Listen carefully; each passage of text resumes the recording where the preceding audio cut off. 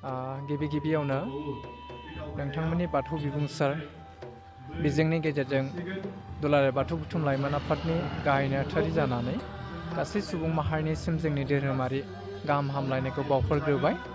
दुलाराय बाथौ बुथुम लाइमोन आफादा थांनाय 17 जुलाइ 2022 खालार खालि जोङो मोनसे मावफुं मेलनि गेजेरजों मिशन फोसावनाय जादोंमोन। बे मिशननि गेजेरजों जोङो मोनसे मोन्थोर फोथावनाय जादोंमोन। बियो फोसाब सोलों आरो जौगाखां।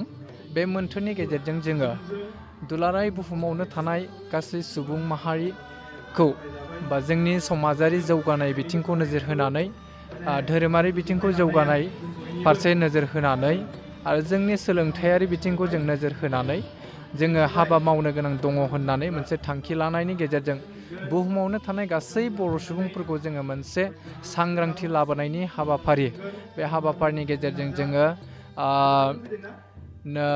लाइमोन आफादा डिब्रुगड़, चराइदेव जिल्ला आरो तिनसुकिया जागुन, मार्घेरिटा, पासिघाट आरो लखिमपुर जिल्ला आरो लखिमपुर जिल्लानि उनाव जोङो दिनै बे 27 अक्ट'बर 2022 खालाराव जोङो बिश्वनाथ जिल्ला दुलाराय बाथौ बुथुमनि बेन्दोङाव जोङो हाबफैनानै दिनै बिथांमोनजों जोङो सावरायदों। लाइमोना बिथांमोनजों जोङो धोरोमारि जौगानायनि बाथ्राफोरखौ जोङो सावरायदों। जे जोङो माखासे बिथिंफ्राव जोङो मोनथिखागौब्लाबो जोङो सावरायाब्ला, माखासे आयदाफोरखौ जोङो सरसा खालामाब्ला जोङो जौगानायनि बिथिङाव जोङो माखासे बिथिङाव जोङो लोरबां जालाङो।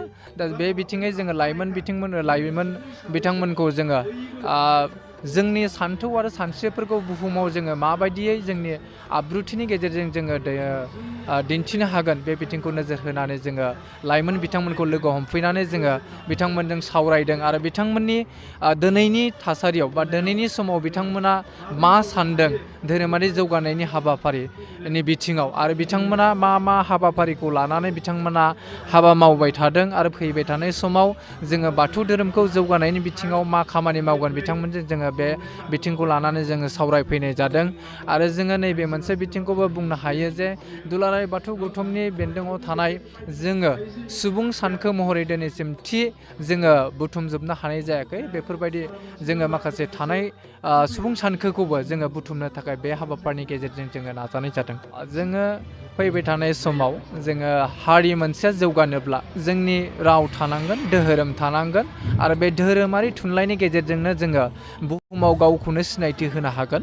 आरो जोङो बावहाय जोङो गावखौ सिनायथि होनो थाङोब्ला जोंनि माखासे हारिमुफ्रा आबुङै थानांगोन आरो बे आबुङै मोननायखौ जोङो बाथौ धोरोमनिफ्राय, बाथौ सानस्रिनिफ्राय आरो बाथौ समाजारि बिथिंनिफ्राय जोङो मोननो हायो। दा बेनिखायनो जोङो लाइमोन बिथांमोनखौ बे समाव जोङो खावलायगोन, जोंनि लाइमोन बिथांमोना जोंनि बाथौ धोरोमारि थुनलाइफोरखौ जौगाहोनायाव खामानि मावनांगौ आरो हारि हिसाबै जोङो गेरेमसा मोननोब्ला जोङो बे लाइमोन बिथांमोना निस्सय ओंखारबोथारनांगोन।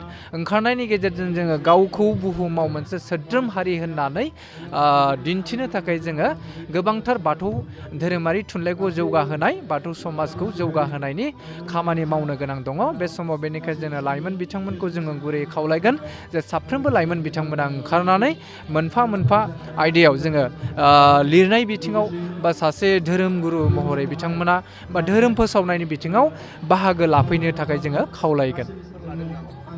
जोङो फैबाय थानाय बुब्लियाव जोङो धोरोम जौगानायनि बिथिंखौ लानानै गोबां जोङो सावरायमा मेल खुंनाय बे हाबाफारिखौ जोङो लाबाय थानाय जादों। मावबादा हाबाफारि लानो थाखाय थांखि लानाय जादों। जोङो फैबाय थानाय नैबे 2022 फैबाय थानाय नैबे डिसेम्बर दाननि जोबथा सप्तानि गेजेराव जोङो सावरायमा मेल बा बाथि सावरायमा मेल लाइमोन आफादनि बेखौ जोङो डिसेम्बर दाननि जोबथा सप्तानि गेजेरावनो गलाघाट जिल्लानि बेन्दोङाव थानाय सिसुपानि बाथौ थानसालि, सिसुपानि बियाबनि गोथार बाथौ थानसालियाव जोङो खुंनो लानाय जादों। दा बावहाय जोङो गासै लाइमोन बिथांमोनखौ जोङो 500निबो बांसिन बा 1000सोनि खाथियाव जोङो जोंनि लाइमोन बिथांमोनखौ जोङो जथुम होनानै थुबुरमा खालामनानै जोङो सोलोंथाइ जौगानायनि बिथिङाव लाइमोनफोरखौ मोनसे सांग्रांथि लाबोनायनि बिथिङाव जोङो आयदाफारि लानानै सावरायनायनि थाखाय थांखि लानाय जादों।